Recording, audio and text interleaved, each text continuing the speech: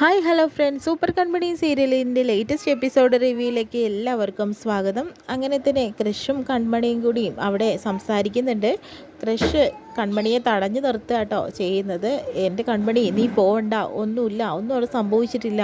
ഇപ്പോഴത്തേനും കൺമണി പറയുന്നുണ്ട്, നിങ്ങൾക്ക് ഒരു നട്ടലുള്ള ആണാണെന്നാണ് ഞാൻ വിചാരിച്ചേ, പക്ഷേ സ്വന്തം കല്യാണം കഴിക്കാൻ പോകുന്ന പെൺകുട്ടിയെ കണ്ടപ്പോൾ എന്നെ നിങ്ങൾക്ക് വേണ്ടാതായല്ലേ, അതുകൊണ്ടാണല്ലോ നിങ്ങൾ ഒരു അക്ഷരം മിണ്ടാണ്ട് അവിടെ നിന്നത്. അതെന്തുകൊണ്ടാണെന്ന് ചോദിക്കുന്നുണ്ട്. എനിക്കൊന്നും പറയാൻ സാധിക്കില്ല കൺമണി, കാരണം ഞാൻ ഒരുപാട് പ്രഷറിൻ്റെ ഉള്ളിലാണ് നിൽക്കുന്നത്. അതുകൊണ്ടാണ് കേട്ടോ, നിന്നെ ഒരിക്കലും വെറുത്തിട്ടൊന്നുമല്ല. എനിക്ക് പറയണമെന്നുണ്ട്, എന്തുകൊണ്ട് പറഞ്ഞില്ല? ഞാനൊരു ധീരനെയാണ് കല്യാണം കഴിക്കാൻ പോകുന്നതെന്ന് വിചാരിച്ചു, പക്ഷെ താങ്കൾ ഒരു ഭീരുവാണ്. അതെനിക്കിപ്പോൾ മനസ്സിലായി.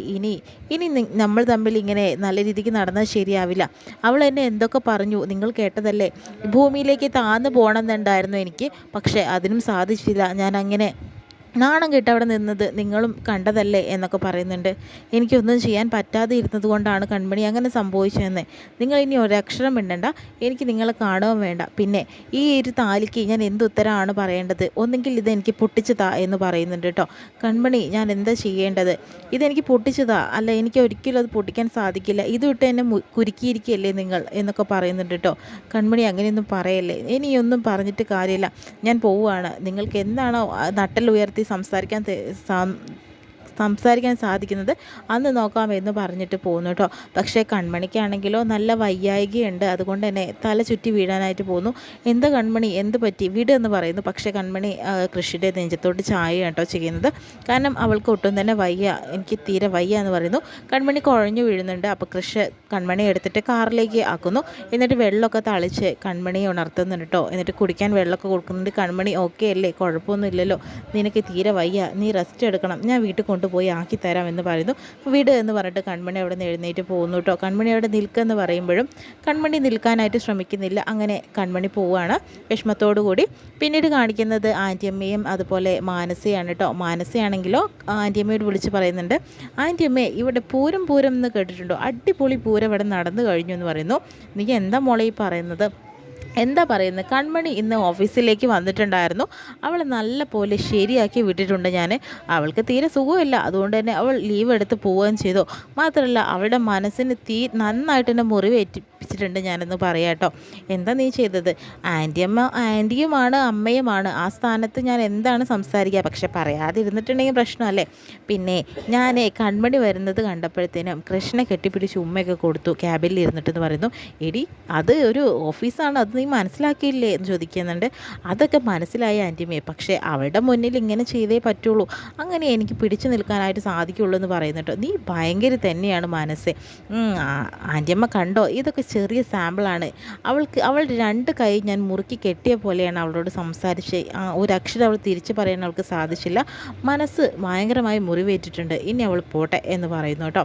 നീ മിടുക്കി തന്നെയാണ്. എന്തായാലും അവൾ പറയുന്ന പോലെ അത്ര ഭയങ്കരയൊന്നും അല്ല കൺമണി, ആളൊരു പാവമൊക്കെ തന്നെയാണ്. പക്ഷേ ഇങ്ങനെ ഒരുപാട് ഉപദ്രവിക്കേണ്ട ആവശ്യമൊന്നും ഇല്ല എന്ന് പറയുന്നു. ആൻറ്റിയമ്മ അവിടെ നിന്ന്, ഇനി ഞാൻ എന്താ വേണ്ടത് ഞാൻ തീരുമാനിച്ചോളാം, ആ രീതിയിൽ കൈ കേൾക്കാൻ വരണ്ട എന്നൊക്കെ മാനസ പറയുന്നുണ്ട് കേട്ടോ. എന്തായാലും ശരിയാക്കട്ടെ, അങ്ങനെ തന്നെ നടക്കട്ടെ എന്നൊക്കെ പറഞ്ഞു കൊടുക്കുന്നുണ്ട്. അങ്ങനെ കൺമണി നേരെ ചെല്ലുന്നത് വിഘ്നേശ്വരൻ്റെ അമ്പലത്തിലേക്കാണ് കേട്ടോ.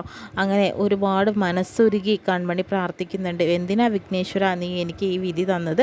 നീ എന്നെ ഒരുപാട് പരീക്ഷിക്കുന്നുണ്ടല്ലോ, ഇതിൽ വിജയിക്കാൻ എനിക്ക് സാധിക്കില്ല. നീ എനിക്ക് തരുന്നത് അവസാനത്തെ പരീക്ഷണമാണ്, ഇതിലൊരിക്കലും ഞാൻ വിജയിക്കുമെന്ന് തോന്നില്ല. വെറുതെ കടന്നിട്ടുള്ള എൻ്റെ മനസ്സിൽ ക്രിസ്താർ എന്ന മോഹം നീയല്ലേ ഉണർത്തിയത്?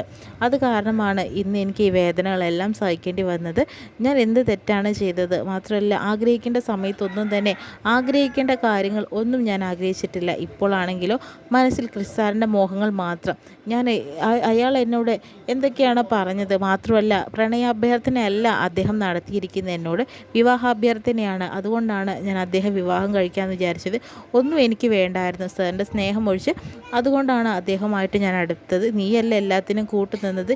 ഈ താലി നിൻ്റെ മുന്നിൽ വെച്ചിട്ട് തന്നെയല്ല അദ്ദേഹം കെട്ടിയത്. എന്തിനാണ് എൻ്റെ ജീവിതത്തിൽ അദ്ദേഹത്തെ കൊണ്ടുവരാൻ നീ ശ്രമിച്ചതെന്നൊക്കെ പറയണം. അങ്ങ് പൊട്ടിക്കരയാട്ടോ കൺമണി. കാരണം ഇനി ഞാൻ എന്താണ് ചെയ്യേണ്ടത്? എൻ്റെ കാലുകൾ കുഴയുന്നുണ്ട്, എൻ്റെ മനസ്സ് തകർന്നിരിക്കുകയാണ്. ഇവിടെ വീഴട്ടെ, എനിക്ക് ഒരു രക്ഷയില്ല. ഇനി ഞാൻ എന്തിനാ ജീവിച്ചിട്ട് കാര്യമില്ല എന്നൊക്കെ പറഞ്ഞ് പ്രാർത്ഥിച്ച് തിരിഞ്ഞ് മടങ്ങുന്ന സമയത്ത് തന്നെ കൺമണിക്ക് ഒട്ടും തന്നെ വയ്യ. കൺമണി അവിടെ വീഴും. വീഴുക കേട്ടോ ചെയ്യുന്നത്. അങ്ങനെ തന്നെ കൺമണിയുടെ അച്ഛൻ ഓടി വരുന്നുണ്ട് കേട്ടോ. എന്താ മോളെ, മോൾക്ക് എന്താ പറ്റിയത്, വാ ഇവിടെ ഇരുന്നിട്ട് പോകാമെന്ന് പറഞ്ഞിട്ട് അവിടെ പിടിച്ചിരുത്തുന്നുണ്ട് കേട്ടോ. എനിക്ക് വയ്യ അച്ഛ, ഞാൻ ഇന്നൊന്നും അല്ലാത്തവളായി എന്നൊക്കെ പറയുന്നുണ്ട്. എന്താ മോളെ, നീ അങ്ങനെ ഒന്നും ഇല്ലാത്തവളൊന്നും ആവില്ല, നീ എന്നോട് കാര്യങ്ങൾ സംസാരിക്കും മോളെ എന്ന് പറയുന്നു കേട്ടോ.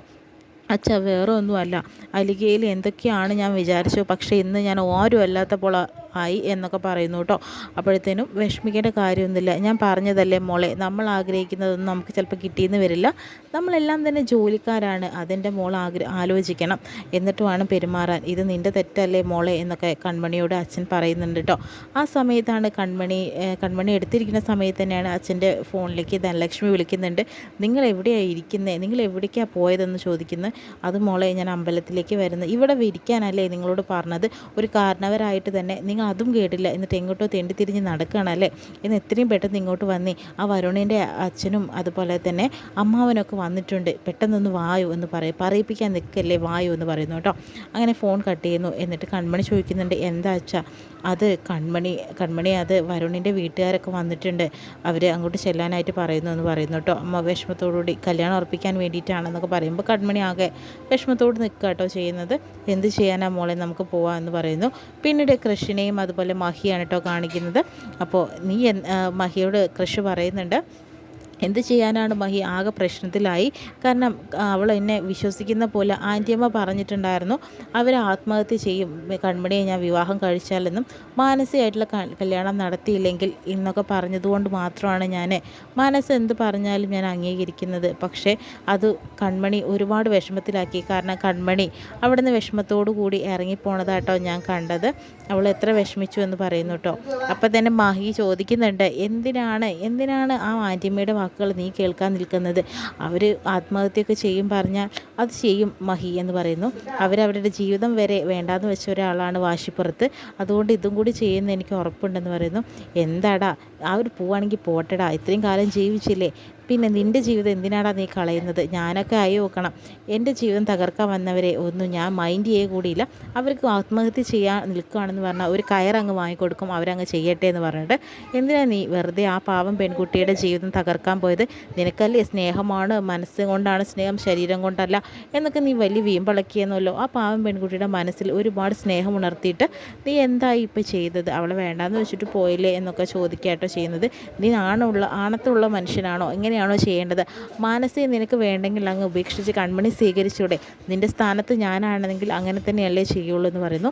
അങ്ങനെ എൻ്റെ പെണ്ണിനെ ഞാൻ ആർക്കും വിട്ടുകൊടുക്കാൻ തയ്യാറല്ല മഹി, കാരണം അവളെ എനിക്ക് വേണം, ഞാൻ അവളെ മാത്രമാണ് സ്നേഹിച്ചത്, അവളെ ഞാൻ സ്വന്തമാക്കിയിരിക്കും, അതിന് ഇനി എന്ത് എതിർപ്പുകൾ വന്നാലും എനിക്കൊന്നുമില്ല എന്നൊക്കെ പറയുന്നുണ്ട്. നീ ഇങ്ങനെ വലിയ വർത്തമാനം പറയാതെ നേരെ പോയി ചെയ്യാൻ നോക്ക്, ആ പെൺകുട്ടിയുടെ ജീവിതം തകർക്കാൻ നിൽക്കണ്ട എന്നൊക്കെ പറഞ്ഞ് മഹി ഉപദേശിച്ച് കൊടുക്കുന്നു കേട്ടോ. വീണ്ടും തന്നെ കൺമണിയെ വീട്ടിലാണ് കാണിക്കുന്ന. വരുണും അമ്മാവനും അച്ഛനൊക്കെ വന്നിട്ടുണ്ട് കല്യാണം ഉറപ്പിക്കാൻ വേണ്ടിയിട്ട്. അമ്മാവനാണെങ്കിൽ കുറച്ച് ഓവറാണെന്ന് നമുക്കറിയാമല്ലോ, അതുകൊണ്ട് തന്നെ ഈ കല്യാണത്തിന് എനിക്ക് ഒട്ടും തന്നെ താല്പര്യമില്ല, ഇത്രയും വൈകിച്ചുകൊണ്ടുള്ളൊരു കല്യാണം. മാത്രമല്ല ഇവന് പെണ്ണ് കിട്ടാത്തതുകൊണ്ടൊന്നല്ല, ഇവന് ഇഷ്ടം പോലെ പെണ്ണ് കിട്ടും, കാരണം നിങ്ങളുടെ ഒരു മകളെ ഇഷ്ടപ്പെട്ട് മാത്രമാണ് ഇവർ ചെയ്ത കുറ്റം. പിന്നീട് മാത്രമല്ല ഈ കല്യാണം നമുക്ക് രജിസ്റ്റർ ഓഫീസിൽ വെച്ച് നടത്താമെന്ന് പറഞ്ഞത് എനിക്ക് ഒട്ടും തന്നെ ഇഷ്ടപ്പെട്ടിട്ടില്ല, 4 ആൾക്കാരെ വിളിച്ച് തന്നെ നടത്തണ്ടേ എന്നൊക്കെ പറയുന്നു കേട്ടോ. അപ്പോൾ വരുണാണെങ്കിലോ ഈ അമ്മാവിൻ്റെ വർത്തമാനം കേട്ടപ്പോൾ കല്യാണമേ മുടങ്ങിപ്പോകുന്ന മട്ടിലാണ് നിൽക്കുന്നത്. അച്ഛനോട് പറയുന്നു, ഒന്ന് പറഞ്ഞു കൊടുക്കുമെന്ന് പറയുന്നു, നമുക്ക് രജിസ്റ്റർ ഓഫീസിൽ വെച്ച് തന്നെ ലളിതകരമായിട്ട് തന്നെ മതി എന്നൊക്കെ പറയുന്നുണ്ട്. അത് ധനലക്ഷ്മി മനോജൊക്കെ സമ്മതിക്കാട്ടോ ചെയ്യുന്നത്. എത്രയും പെട്ടെന്ന് തന്നെ നടത്തണം, അതിനുവേണ്ടി അടുത്ത ആഴ്ച തന്നെ നല്ലൊരു ഡേറ്റ് കുറിപ്പിച്ചിട്ട് തന്നെയാണ് വരുണ വീട്ടുകാരൊക്കെ വന്നിരിക്കുന്നത് കേട്ടോ. കൺമണിയെ കുരുക്കാൻ തന്നെയാണ് തീരുമാനിച്ചിരിക്കുന്നത്. ഇത്രയും കാണിച്ചുകൊണ്ടാണ് ഇന്നത്തെ നല്ലൊരു എപ്പിസോഡ് വിശേഷം കഴിയുന്നത്.